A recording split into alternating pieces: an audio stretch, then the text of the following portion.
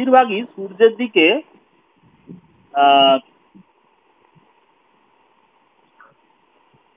squinted মানে আর চোখে তাকালো at the sun until tears ran down their faces যতক্ষণ না তাদের মুখমণ্ডলে চোখের জল গড়িয়ে আসে।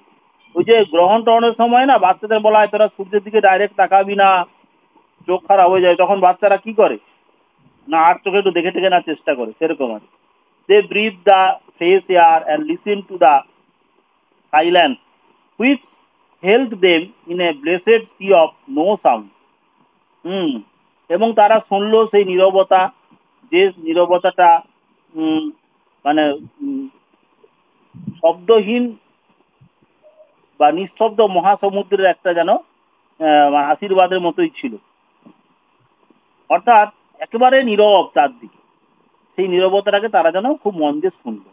দে looked at everything, savoured everything, তারা সব কিছুর দিকে তাকালো, তারা সব কিছু যেন উপভোগ করতে লাগলো। সেভার্ড মানে এমনি গিলে গিলে খাওয়া বা খেয়ে উপভোগ করা, এখানে সেভার্ড কথাটা খুব আলংকারিক অর্থে ব্যবহার করা হয়েছে, অর্থাৎ তারা যেন উপভোগ করতে লাগলো, সব কিছু এনজয় করতে লাগলো। সেভার্ড মানেটা লিখে রাখতে পারো, এনজয়।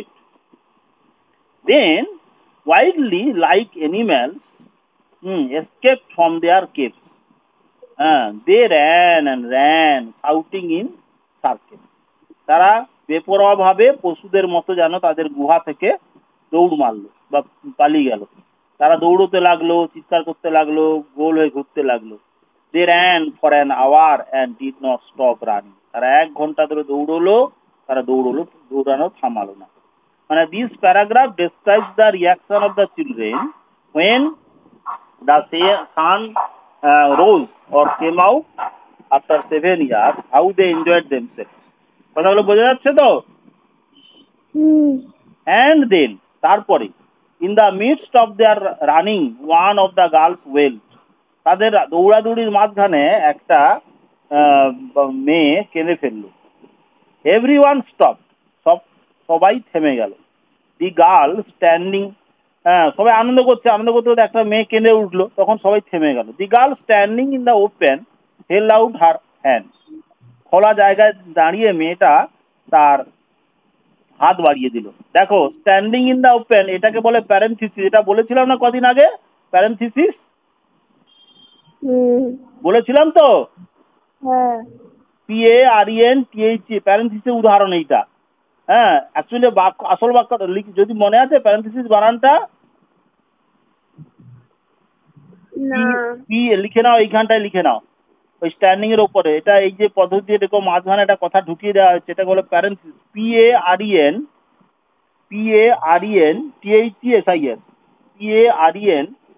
PARENTHESIS প্যারেনথিসিস, হ্যাঁ PARENTHESIS প্যারেনথিসিস।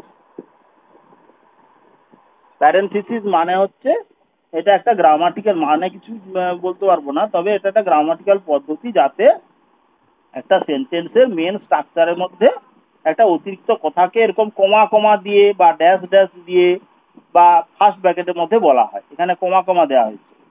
তাহলে আসল বাক্যটা হচ্ছে the girl held out her hand, মেয়েটা তার হাত বাড়িয়ে দিল এবং ওই খোলা জায়গায় দাঁড়িয়ে। Oh look look she said trembling, সে কাঁপতে কাঁপতে বলা হয় দেখো দেখো। The children gathered slowly to look at her open palm, শিশুরা জমায়েত হলো আস্তে আস্তে তার খোলা হাতটা দেখার জন্য, হাতের তালুটা দেখার জন্য। In the centre of it was a single large rain drop, তার খোলা হাতের তালুতে, পাম মানে হাতের তালু, তার তালুর মাঝখানে একটা বড় বৃষ্টির ফোঁটা দেখতে পেল। The girl began to cry looking at it, মেয়েটা সেই বড় হাতের ফোঁটার দিকে তাকিয়ে কাঁদতে লাগলো। The children glanced quickly at the sky, তখন বাচ্চারা আকাশের দিকে তৎক্ষণাৎ তাকালো। গ্ল্যান্সড মানে এক পলক তাকিয়ে দেখলো। A few cold drops fell on their noses and their cheeks and their mouth. যেই আকাশে তাকিয়েছে তারা দেখলো কি না, তাদের নাকে, তাদের গালে এবং তাদের মুখে সব কয়েকটা ঠান্ডা বৃষ্টি বিন্দু পড়লো।